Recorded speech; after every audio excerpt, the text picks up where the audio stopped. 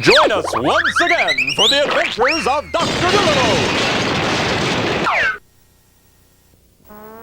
December 1988. Recent discoveries have reminded me that archaeologists and historians have long been fascinated by the burial places of ancient civilizations. For example, the tombs of ancient Egypt have provided important clues to the culture of that civilization.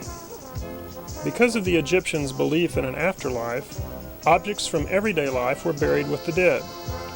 This custom has resulted in the recovery of many artifacts that archaeologists would not ordinarily have hoped to find. With these artifacts, archaeologists have been able to reconstruct the everyday life of the Egyptian people. But it is not only ancient civilization whose burial places yield valuable information. Many social scientists use modern cemeteries for their research as well. Intrigued by this idea, I set out to explore some of Norman's burial sites. My first excursion took me to Norman's earliest cemetery, located at the corner of Main and Berry Road. In existence illegally for 6 years, the graveyard was closed and the bodies were moved in 1895. I looked around a vacant lot behind the New Way Cleaners for any evidence of the cemetery. Finding nothing, I decided to move to another early graveyard, Warren Cemetery, located in the Brookhaven addition. There, I spent some time looking at the gravestones for important clues to the lives and times of early Norman settlers. These stones provided me with information on a variety of topics. The ages on the markers told me that many of the people died very young, indicating a high infant mortality rate in the early days of our city. Gravestones provide information not found in other sources. For instance, a number of individuals here died at around the same time, suggesting that an epidemic swept through the area. This piece of information can be used to stimulate further research through other sources. Styles of gravestones change through time, with one style predominating for a while, only to be replaced by another style. Modern man reveals that personal tastes have a cultural component by the shape and design of headstones. Shapes in this cemetery range from logs to houses to the more familiar tablet. Designs included doves, gates, and floral motifs. Epitaphs also seem to have cycles of popularity, with phrases like "gone but not forgotten" and "we'll meet again" found on contemporaneous tombstones. These sentiments provide a clue to how those people dealt with death.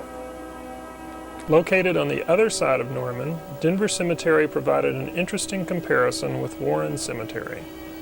While visiting Denver Cemetery, I ran into an old friend, famed explorer. I discussed my research with him, and we decided to attempt some grave rubbings, a technique for preserving the designs on the face of a gravestone. By rubbing over a piece of paper with a crayon, I was able to create an impression of the design on a large marker, giving me the freedom to take the rubbing home and study it in detail.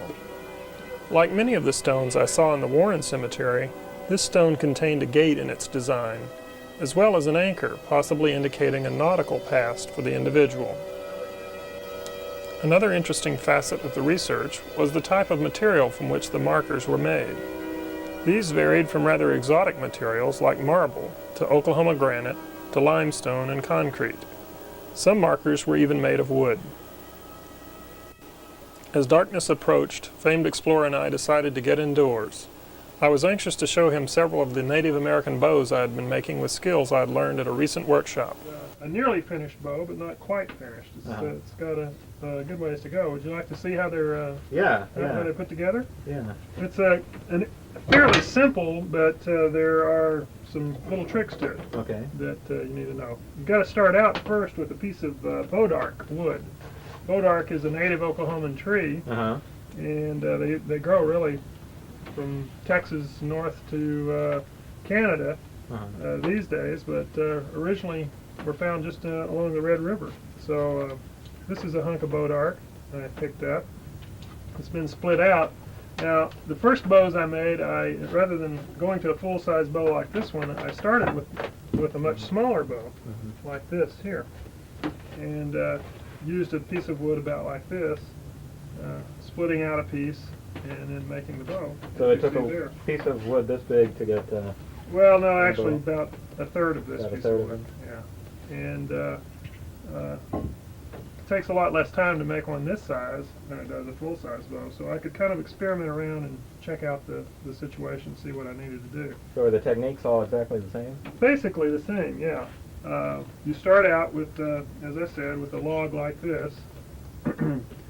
You spend some time working this rough material off here.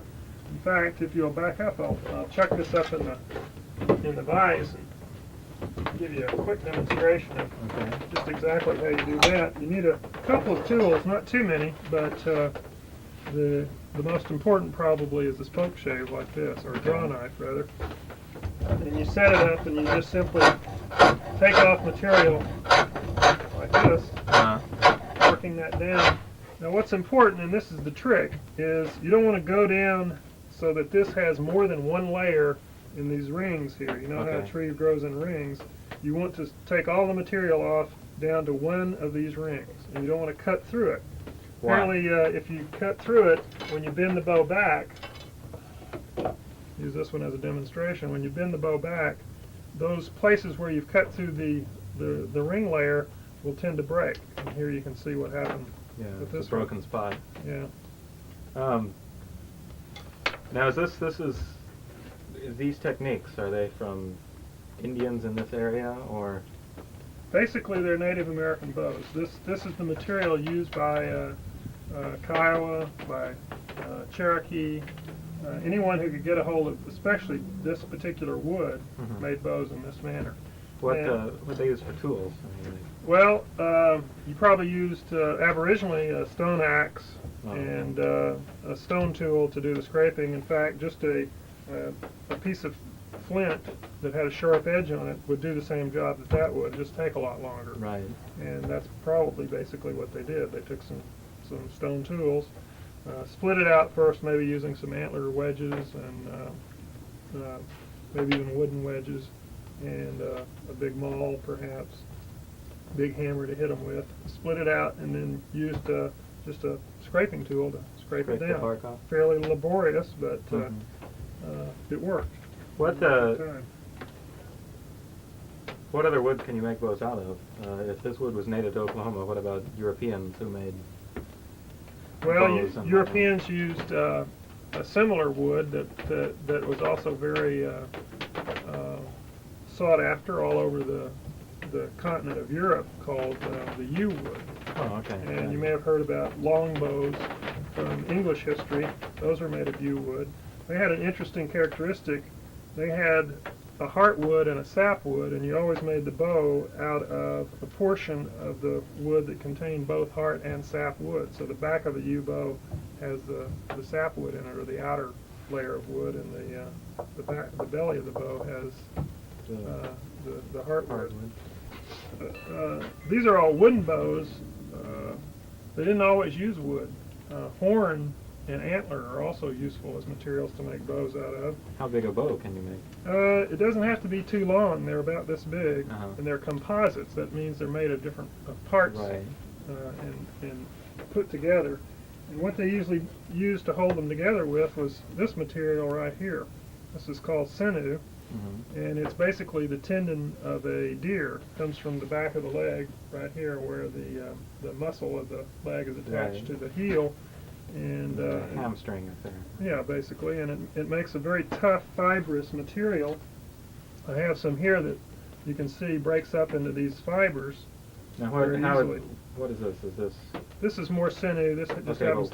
This is all flat and paper-like, and this is all wadded out. Yeah, this comes from the back of the deer or an elk, and this comes from the leg. Okay. Right. So they're slightly different shape given the types of muscles that they're attaching. In fact, this tends to be used more for thread than sewing. Okay. As you can see, you can break out those threads real easily, and they tend to be longer here. These tend to be shorter, and you have to use some kind of hammer to pound these out. To pound on them for sometimes it takes a day or two to get these fibers busted up, so you can use them. But that sinew then could be used to attach the horn and To make a sometimes composite bow. Yeah, to make a composite bow. In fact, the Turks had them that were recurved so strongly that it took 2 men to Oh, really? put on the bowstring. Yeah. Now, is this about the usual length, or is this still smaller than? Because the long bows you were mentioning before are like 6 feet Yeah, long. they're about 6 feet long. This is a model of a Plains short bow, Okay. and they were short because the Plains Indians, once they had horses, couldn't use a long bow Right. effectively from horseback, and so they developed a shorter bow. Generally speaking, it was recurved. As you can see, the tips have been bent back Yeah. in both ends, and then sinew, as I was showing you, was applied to the back using glue similar to this, made from the hides of animals. This is called hide glue, and it's a very similar material to the sinew itself. So once it sets up, it forms sort of a uniform material Okay. that's very it tends to regain its shape. Once you pull it out of shape, it will want to spring back, which Okay. of course makes it a good Right. material for making bows with, because that's exactly what you want it to do. Right. You don't want the wood to be pulled forward and then not spring back to its original shape. Right. What's the difference in length? Just the difference in the power you can get, or? Well, yes, you can. This little bow here is a model of a 6-foot Cherokee longbow. So they did have longer. Yeah. Okay. And what you see, you can tell that this, compared to this bow, if this was 6 feet long, this would be somewhat wider than this bow is and thinner in cross section. And probably these bows would have been the preferred bow. Okay. The short bow, you're sacrificing some characteristics that you can get out of a long bow. Right. It's easier to make the long bow. You don't have to recurve it as much. The wood's easier to work with. So. Okay. So anyway, you've stripped it down to one layer. Mhm. Where do you go from here? Well, you take probably an axe and you begin to carefully form up the general shape. And once you get it to the general shape that you want it in, this would be a good example in the model bow. It's been worked down. It's not exactly the shape you want, but it's in the general area. There's Now- just one layer all the way from this tip to this tip. Right. One layer of ring. Right. Yeah. It's a little thicker in the middle. At this point, you need to straighten it out. So this is the shape you're looking for, something that's Basically. thin on the ends and wider in Right. the middle. Basically. Flat on one side, or? Well, it doesn't really. It's going to be relatively flat on the side where you've shaped it down to that one ring, Okay. and it will be slightly curved, but basically flat. The other side can be flat or arched or rounded, Whatever, depending on yeah. whatever you particularly want. But at this point, you need to straighten it out. You do that by applying heat to it. Okay. Most Indians just held it over the campfire and greased it. Bear grease or deer tallow was were popular. And once the wood heated up to a certain point, basically you can barely stand to hold the wood. And at that point, the fibers in the wood become pliable, and you can bend them and hold them and keep them there, and it'll retain that shape. So you can see, following the natural grain of the wood, this wood is not straight. Yeah. But just taking it and holding it in the fire, not scorching it, not getting it hot enough to burn, but getting it good and hot so that you can just barely stand to touch it, and then hanging on to it and bending it to the direction you want it to go. So how have you been doing it? I build a fire in the charcoal cooker and hold it over it and rub grease on it, and when it gets hot enough, I just bend it and it straightens out. It's amazing. Pretty easy to do. With practice. Well, I've broken a few, Really? but that's one of the reasons for using the small bow, the small models. Is Yeah. It's a lot easier to recover from. You don't go stomping off angry when you've broken one of Right. these, as you would if you broke one of these. Did the Indians practice like that? Have they ever found tiny little bows? Not that I know of. Okay. That would be, they probably practiced on their own bows though from the time they were small Yeah. children. So watched their dads and older male relatives make bows. So they probably had a pretty good idea what they were doing. Yeah. Once you've got it straightened out, you need to begin to give it its final shape. And the tool that's most useful for that, Indians probably just used a flake of flint sharpened on one edge and then scraped it. But nowadays you can use a rasp, which makes it a lot simpler to do. And just take off material. Now at this stage you have to be very careful because you're beginning to get it at the final shape. And if you take off too much material on one side, it will out of balance it, and you'll have to take off the same amount of material on the other side, so you've got to watch that. What happens if it's out of balance? Well, you do what they call tillering. This is a tiller stick right here. And you string the bow up, and then you put the bow similar to that, and then pull the string back into these notches. Okay. As you pull it back, you can watch how the bow bends, and if it bends unevenly, then you know you need to remove more material from the side that is stiffer than the other side. What does the balance have to do with the way it performs? Well, if it's unbalanced, then it's not going to shoot very effectively, and more than likely you're going to break the bow at some point in trying to string it up. At this point, this bow can't be strung up. At least I haven't been able to string it up. It's still too powerful. And every time I try to bend it back to get a bowstring on it, it does that. So now this is certainly, with the tools you've got, this is really nice looking. It's very smooth. It's very even.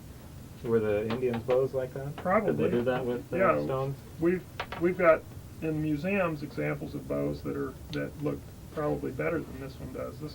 This bow is still lacks some finishing. The last thing you do with it is to take something like a sharp blade like this, a knife, and finish by scraping it down like that and getting all the rasp marks out of it. Okay. You can see up here there's still a lot of rasp marks. Yeah. And so just by shaving it off like that, and this is basically what Indians would do with their scraper of flint. They would just run it along. In fact, some people today making bows will take a piece of glass and break it and use a shard of glass to scrape away. And it's cheaper than having to resharpen your knife every 10 minutes or so. Right. Which is what happens. Now, the bowstring is made out of sinew also. Yeah, I happen to have one I imagine that I made. Now, okay. Once again, you can't just take sinew. It's not long enough. Right. And you won't have a bowstring. Not a string. Yeah. You have to take it and cord it. And the cording process is pretty easy. It was demonstrated in that workshop. You just take a bundle of fibers and a second bundle of fibers, maybe 6 or 7 of these sinew fibers, and begin twisting them. And you twist them one direction, and then you twist them around each other and the opposite direction, and they will make a cord just like that. You can see. Yeah. It looks a lot like string. Yeah, it does. It's wound in the same way that string is. It's time-consuming, but very simple, and you can sit and watch television or something else. And just like the Indians did. Yeah. How long is this? I mean, how long did it take? Oh, this took about, I'd say about 45 minutes to an hour. And what are we on, about 3 or 4 feet? Yeah, it's about 3 feet, I'd say. Now, how stretchable is that? Is it this stretches some. Yeah. And it's strong. It's very strong. It's not going to break. Now where'd you get this sinew? The sinew I purchased from a house of sinew. No, one of the bow makers. Oh, really? Okay, so now it's really just a matter of making the final shavings to get it down to a size. Well, and then notice there are some cracks in this bow. These are deep checks that were in the wood itself, and I didn't have enough wood, so I had to leave them in there. Right. And I'll probably bind these up with sinew, using sinew and glue. And there'll be some cross bindings of sinew, maybe here and here. And then there is another check right here that needs to be bound up, so I'll put those on it. And we'll give it a try and see what happens. So you've got it finished when you're able to get the bowstring on. Right. When I can get it bent far enough. When you can get it bent far enough. I mean, if you look at one of these smaller ones, they actually string up pretty easily. Yeah. And at that point. So have you? Oh, that was easy. Yeah. I don't have to be able to. So now you haven't. Wow, that's pretty tight. You haven't finished a full scale one yet? No, this will be my first one. The first one, and it looks like it's going to go okay. It's not going to break anytime. Well, we'll see. Famous last words. You never know. Yeah. After famed explorer left, I decided to call it a day. I had seen a lot of things, and I was anxious to get back to my study.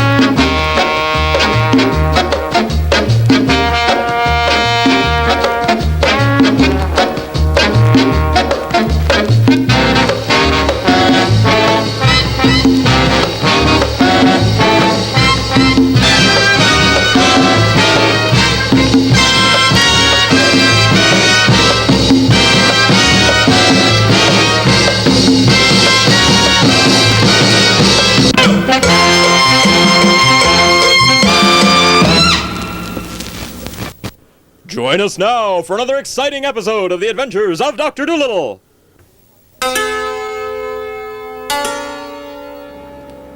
Recently, I've seen several articles about the centennial of the land run that have rekindled my interest in genealogy. Several organizations are interested in tracking down descendants of early settlers and participants of the land run. If you're a descendant of a person who lived in either Oklahoma or Indian Territory prior to 1907, you are eligible for membership in the First Families of the Twin Territories, an organization sponsored by the Oklahoma Genealogical Society.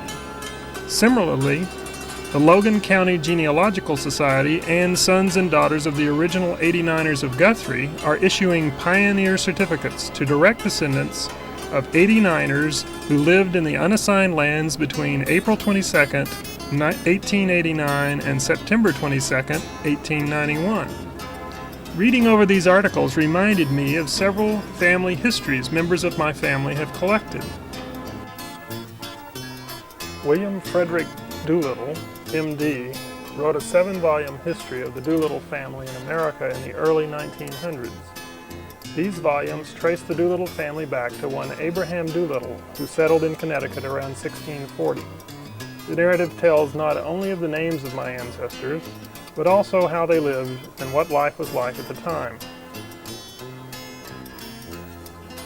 I also found copies of other family documents, including a homestead patent, that had been used for research. These documents provide important clues to not only my family's past, but also give a clearer picture of what life was like for common people in those days. This has been an emphasis recently in historical research. Historians are beginning to emphasize the lives of ordinary people as opposed to only studying famous people from a given era.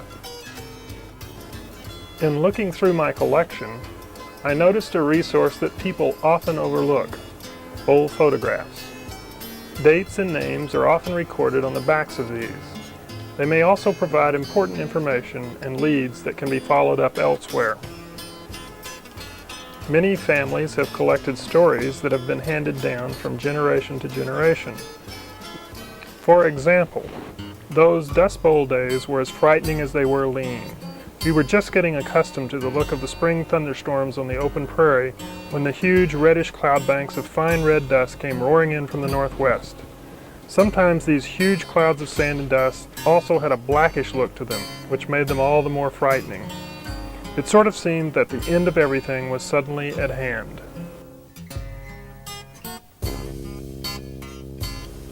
Getting more and more enthused about learning details of my family's past, I decided to set about doing some research. I figured the best place to start was right in my own backyard. Many families keep old heirlooms stored away in an attic or closet. Digging around some, I came across an old trunk which was likely to contain further clues to the past. The trunk had been in my family for years and had been handed down to me by my grandmother. It was the repository of the memorabilia of several generations. It had been years since I had looked in it, yet I was sure that it contained many items of interest.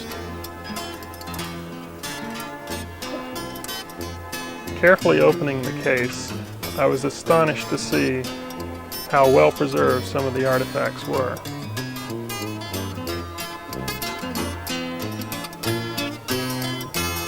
I started looking through various objects. An old family Bible sat on top. Several small leather purses were of interest. They indicated someone had visited the St. Louis World Fair in 1904.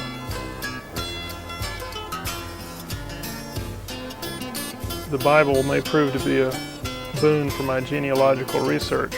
They often contain information on family members. In the back of the trunk were some old photographs.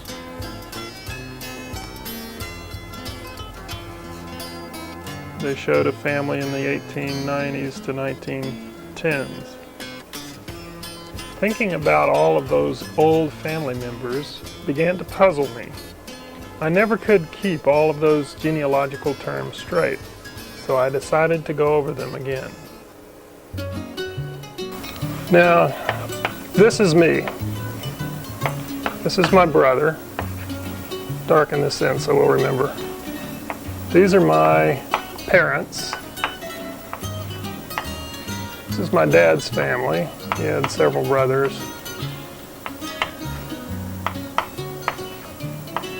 His brothers married. They had children. Now this relationship is fairly simple. This would be my uncle, my aunt. This would be my first cousin. This would be my first cousin. Brother over here. Now, it gets a little more complicated. I have children. My cousin has children.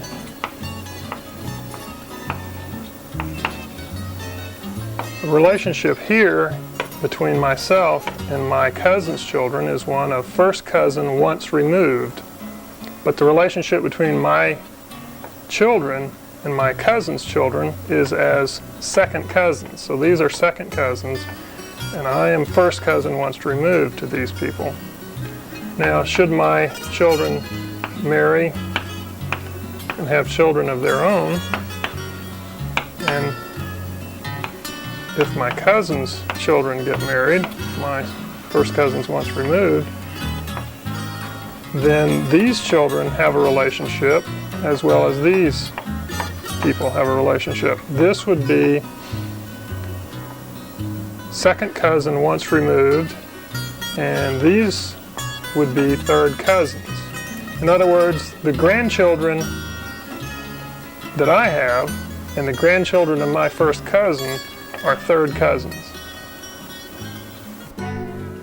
With all that straightened out, I turned my attention to finding more resources for family research. I first tried the public library. The information desk steered me to the Oklahoma collection and a listing of relevant resources held by the library.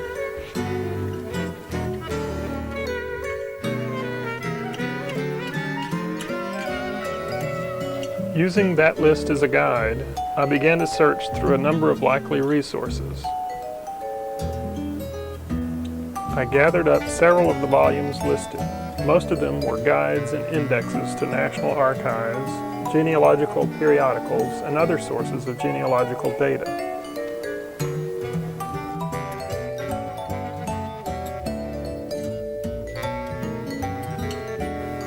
Most of these books contain listings of surnames that appear in genealogical publications. The process begins by searching the list for one of your surnames. When you find it, you have a reference to an article about that surname in one of these publications.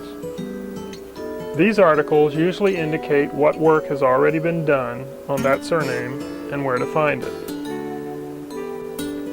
Sure enough, there was old Abraham. Now it was just a matter of finding the referenced article.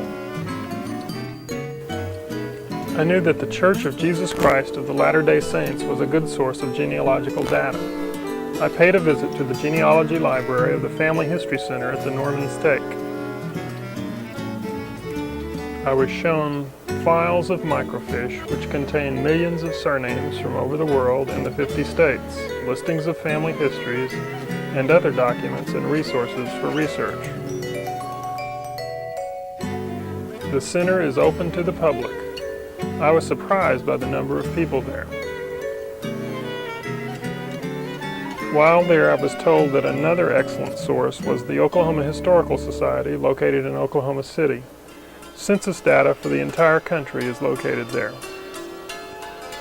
I decided to save my trip there for another day. I was amazed by the amount of material available for people interested in doing research on their family roots. I was interested in doing more research, but other duties beckoned. I paid a visit to Lincoln School, where a project in living history was going on. Living historians provide historically accurate reconstructions of the lives and times of various eras of history. Wearing authentic clothing and adopting the behavior of a particular time, living historians bring the study of history to life. Okay, this is a lot like nightgown, or a lot like the men's shirt.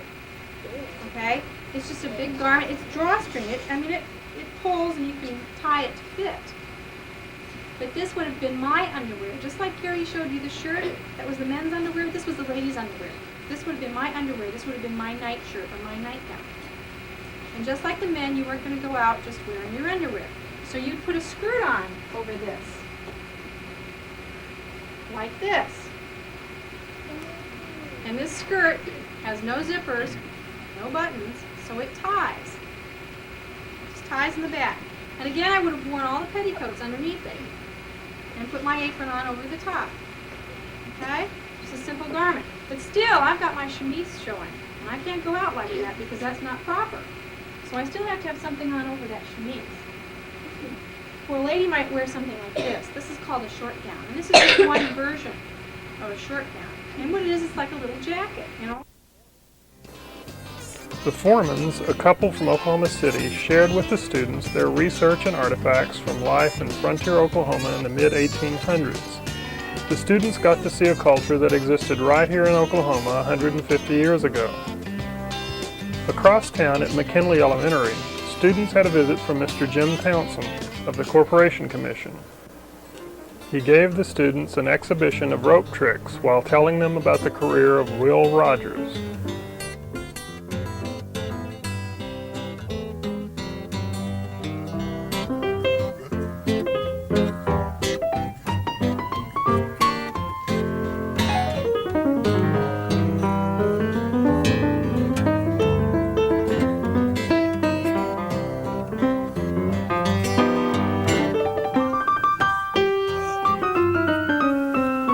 Students were enchanted by the rope spinning and got a taste of old-fashioned vaudeville while they learned of an important Oklahoman.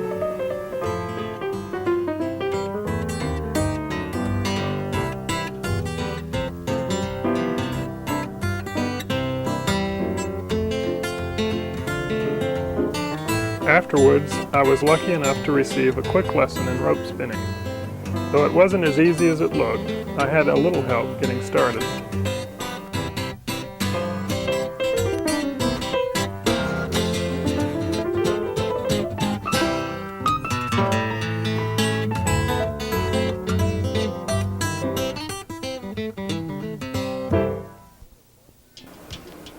I would have liked to stay to see the rest of the show, but I had to dash off to City Hall. Irving Middle School 8th graders were participating in an activity for their civics class. Each civics class had elected a city councilman, and a mayor was chosen by all of the classes. These students selected a city manager and department heads to run the city for a day. All 22 students were to visit with their counterparts at City Hall for most of the day. While there, they would learn firsthand how their city was run. Students attended meetings, visited city departments, met with the mayor and city council, and had their own city council meeting. They were to prepare to return to their classes to report on their experiences. Civics teachers Mrs. Fight and Mr. Hecox have found a way to bring city government alive for their students.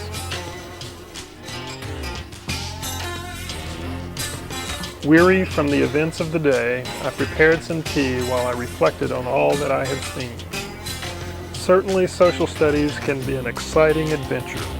I can't help but wonder what lies in store for me on my next outing.